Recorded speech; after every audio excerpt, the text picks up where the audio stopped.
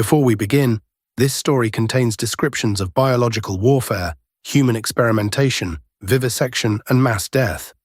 Some of the details are deeply disturbing. If that's something you need to step away from, we understand. Take care of yourself first. The staff at the facility in Pingfang, had a phrase they used whenever a new transport arrived. They'd look at the trucks pulling through the gates, trucks carrying Chinese civilians, Russian prisoners of war, Korean laborers, sometimes women, sometimes children, and they'd say, "New logs have arrived." Not as slang, not as dark humor, as official terminology. They called them logs, mahruta, because logs are raw material. You don't experiment on people, you process material. Every story in here actually happened. That's the part that should scare you. This is the Unlit Room. New stories every week. Today, a factory that processed human beings and the deal that made sure no one paid for it. 1937, Pingfang District, 24 kilometers south of Harbin, in the Japanese puppet state of Manchukuo, what is now northeast China. A compound of over 150 buildings spread across 6 square kilometers, ringed by a high-voltage perimeter fence and a dry moat. At its center, a prison, and overseeing all of it, a military physician named General Shiro Ishii, the man who convinced the Imperial Japanese Army that biological weapons could win the war. Ishii was not a fringe figure. He was a graduate of Kyoto Imperial University, one of the most brilliant microbiologists of his generation, and a man who understood something about the Japanese military establishment that would define his entire career. Japan had signed the 1925 Geneva Protocol banning biological weapons. Ishii's argument was simple. If biological weapons were frightening enough to ban, they were powerful enough to use. The fact that they'd been outlawed meant Japan's enemies wouldn't be prepared for them. He pitched the program in the early 1930s. The army said yes. What began as a small research unit grew into the largest biological weapons program in history. By the late 1930s, Unit 731, officially the Epidemic Prevention and Water Purification Department, employed 3,000 staff across a facility designed for one purpose: to develop biological weapons that could be deployed at scale. But to test biological weapons, you need test subjects, not animals. Ishii insisted on human subjects from the beginning. His reasoning, documented in internal communications, was clinical. Animal models didn't produce reliable data for weapons intended to kill humans. He needed humans. Micro Cliffhanger 1. And the Japanese military gave him an unlimited supply. Pingfang in the 1930s was farmland, flat, cold, unremarkable. The kind of place you could build something enormous and no one outside the perimeter would ever know. The local population was told it was a lumber mill. The word maruta, logs, fit the cover story perfectly. The prisoners arrived by truck and by train. Chinese civilians picked up in sweeps, suspected resistance fighters, Russian émigrés, Korean forced laborers, entire families. They were catalogued, numbered, and housed in the central prison block, where they were kept healthy, at first, fed well, exercised, because an unhealthy test subject produces unreliable results. Then the experiments began. Prisoners were deliberately infected with plague, cholera, typhoid, anthrax, and dozens of other pathogens. Sometimes through injection, sometimes through contaminated food and water, sometimes by being locked in rooms with infected fleas. Researchers then documented the progression of each disease in clinical detail, charting symptoms, organ failure, and time to death. When documentation required more than external observation, they moved to vivisection, surgical dissection of living subjects, performed without anesthesia. The stated reason: anesthesia might alter the results. Organs were removed and examined while the subject was still alive. The purpose was to observe the real-time effects of disease on living tissue.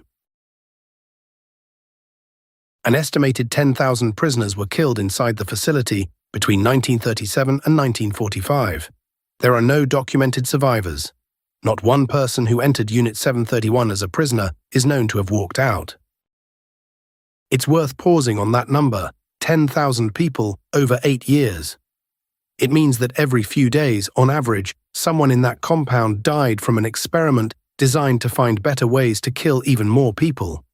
The facility operated with the regularity and routine of a production line, because that's what it was. Micro cliffhanger 2.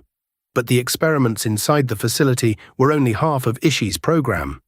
The other half was field testing, and it would kill 200,000 more. Unit 731 didn't just develop biological weapons in a laboratory, they deployed them.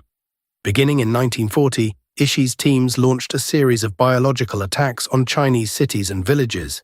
Aircraft dropped ceramic bombs filled with plague-infected fleas over population centers. Ground teams contaminated wells, rivers, and food supplies with cholera and typhoid. In at least one documented case, they distributed anthrax-laced chocolate to children. The attacks targeted civilian infrastructure, water systems, agricultural land, marketplaces. The goal wasn't military, it was proof of concept. Ishii wanted to demonstrate that biological weapons could cause mass casualties cheaply, efficiently, and at a distance. The results were devastating. Plague outbreaks erupted across eastern China. Cholera swept through communities that had no idea their water had been poisoned. Conservative estimates put the death toll from these field deployments at 200,000 people. Some historians believe the actual number is significantly higher. And throughout all of it, the official designation remained: Epidemic Prevention and Water Purification Department, a public health unit. On paper, they were preventing disease. In practice, they were perfecting it. Micro cliffhanger 3. Then the war ended, and Shiro Ishii waited for the knock on his door. In August 1945, as Soviet forces advanced into Manchuria, Ishii ordered the destruction of Unit 731. Buildings were demolished, equipment was destroyed, remaining prisoners were killed. Staff were dispersed and ordered never to speak of their work. The Soviets arrived to find rubble, but they found enough, and enough witnesses, to piece together what had happened. In 1949, the Soviet Union held the Khabarovsk war crimes trial. 12 former Unit 731 members were convicted. They received prison sentences ranging from 2 to 25 years. 12 men. For the murder of over 200,000 people. But what happened on the American side was worse. Not because of what was punished, but because of what wasn't.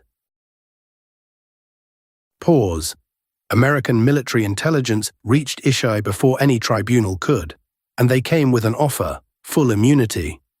For everyone, in exchange for the data, the experimental records from Unit 731, the results of every infection, every vivisection, every field deployment represented years of research that no democratic nation could have conducted. The United States government decided that the data was more valuable than justice. The deal was authorized at the highest levels. The Truman administration classified the crimes of Unit 731, suppressed evidence that might have led to prosecution, and paid stipends to former personnel, including Ishii himself. The architects of one of the worst atrocities of the 20th century were not just pardoned. They were compensated. And they thrived. Former Unit 731 members went on to become heads of major Japanese medical schools, pharmaceutical executives, directors of Japan's National Blood Bank.